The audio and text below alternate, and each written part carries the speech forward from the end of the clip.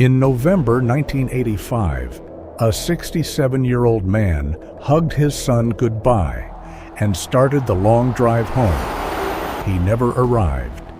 His car was found burning on a deserted Montana highway. His body turned up 4 months later in a landfill, 17 miles away. And months later, the killer came back and left a message for police, written in pencil, inside a bathroom stall, almost as if they wanted the investigation to continue. This is the story of Dexter Stefonek, and nearly 40 years later, no one has been charged. Dexter Stefonek spent most of his life running machinery at a paper mill in Rhinelander, Wisconsin. He retired early, not by choice. His wife Vivian was ill. They had been married 44 years. And Dexter chose to spend her final years by her side. In 1984, Vivian passed away.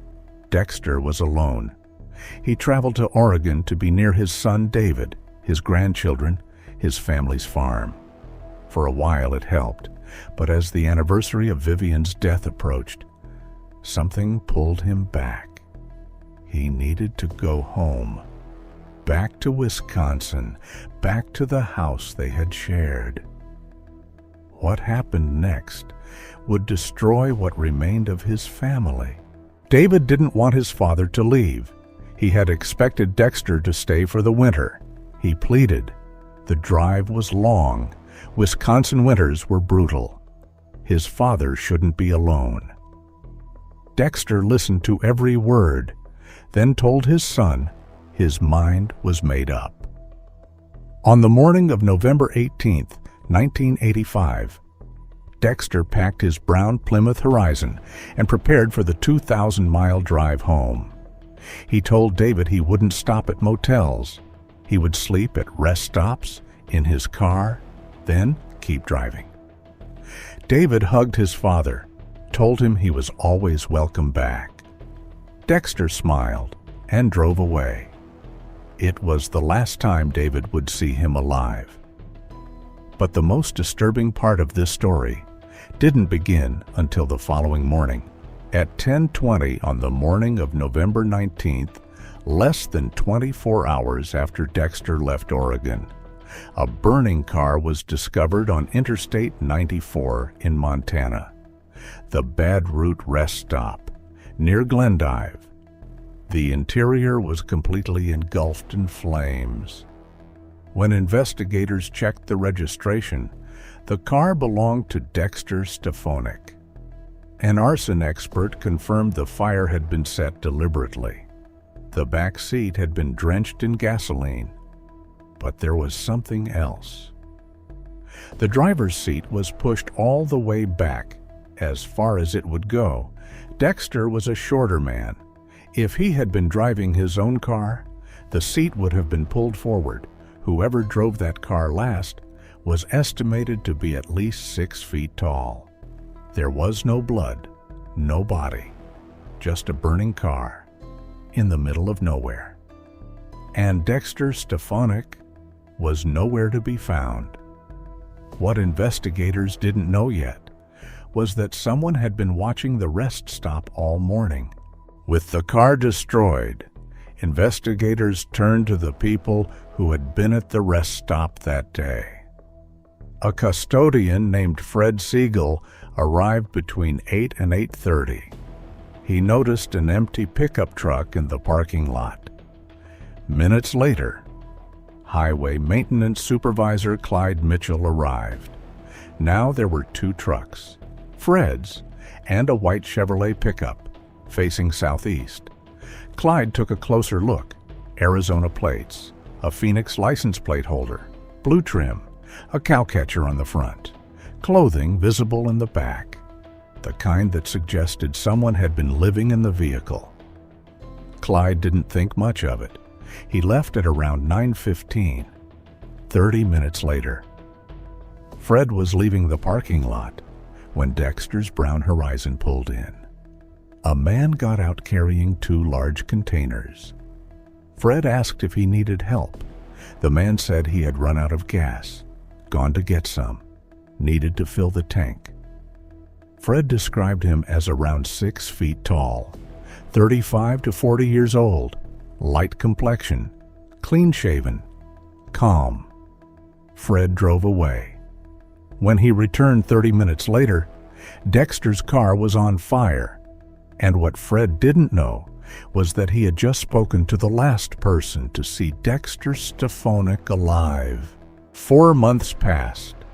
On March 8, 1986, a couple named Cindy and Bill Shaw drove to a landfill 17 miles from the Bad Root rest stop.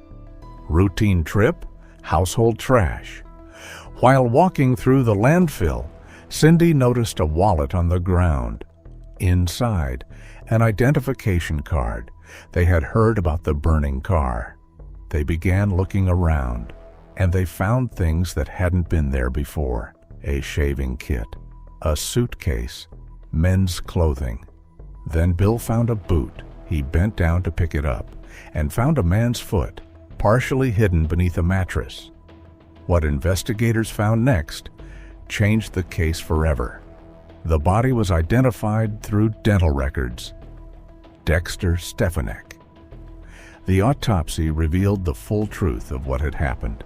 Marks on his hands, marks on his throat, a bruise on his skull consistent with being struck by a firearm. He had been pistol whipped, then shot twice in the back of the head. Money was still in his suitcase. This was not a robbery. And then investigators noticed something that changed everything. The body had been in the landfill for months, but the clothing and suitcase had only been placed there days before the discovery. Someone had come back after 4 months to move the evidence. 1 week after the body was found, investigators made a discovery that sent a chill through the entire investigation. Inside the men's restroom at the Bad Root rest stop, written in pencil on the wall of a bathroom stall, were the words, Hot Jock, Wisconsin, Shot Wad, 1185. Police believe Hot Jock was a CB radio handle, the kind used by long-haul truck drivers. They believe the message was written by Dexter's killer, not as a confession, as a taunt, placed there deliberately after the body was found. To brag, to mock the investigation. The killer had returned to the scene, and they weren't afraid. Investigators believe Dexter pulled into the Bad Root rest stop at around 7 in the morning. The killer was already there, waiting. According to investigators, the killer may have approached Dexter asking for a ride or for help. Dexter was hard of hearing. He may not have responded. Police believe that perceived silence, that moment of apparent rudeness, may have been enough to trigger what followed. They believe the killer forced Dexter into the back seat of his own car at gunpoint, drove him to the landfill, killed him, hid the body, then returned to the rest stop, set the car on fire to destroy evidence, and used the chaos to escape. Investigators believed they were looking for a predator, someone who had killed before, someone who hunted at rest stops along isolated highways, someone familiar with the land, someone who knew exactly where that landfill was. The case went cold for decades. When placed under hypnosis, witness Clyde Mitchell recalled the first 3 digits of the white Chevrolet's license plate: 147. This narrowed the list to 60 possible vehicles, but investigators couldn't connect any of them to the crime. The case was reopened in 2012 and stalled again. Then in January 2024, nearly 40 years after Dexter's death, authorities announced a potential suspect. His name was Charles Gary Sullivan, 79 years old. already serving a 15-year sentence for the 1979 murder of Julia Woodward in Reno, Nevada. He hadn't been connected to that crime until 2019, when DNA evidence linked him to the scene. Investigators pointed to multiple reasons Sullivan was in their sights. Witness descriptions matched his appearance in 1985. His vehicle matched the white Chevrolet at the rest stop. His license plate was of Arizona origin. His known travel patterns placed him in the region. When police tried to question him about Dexter, Sullivan invoked his Fifth Amendment rights. He said nothing. But there was one problem. Police couldn't prove it. Without sufficient evidence, no charges could be filed. According to former cellmates, Sullivan allegedly described what happened to Dexter. Those claims have never been independently verified. David Stefonek lost his mother in 1984 and his father in 1985. He has said he had a bad feeling the morning his father drove away from the farm. He has lived with that feeling ever since. Dexter was 67 years old. He was driving home, to the house he had shared with his wife, to the town where he had worked his whole life. He made it as far as Montana.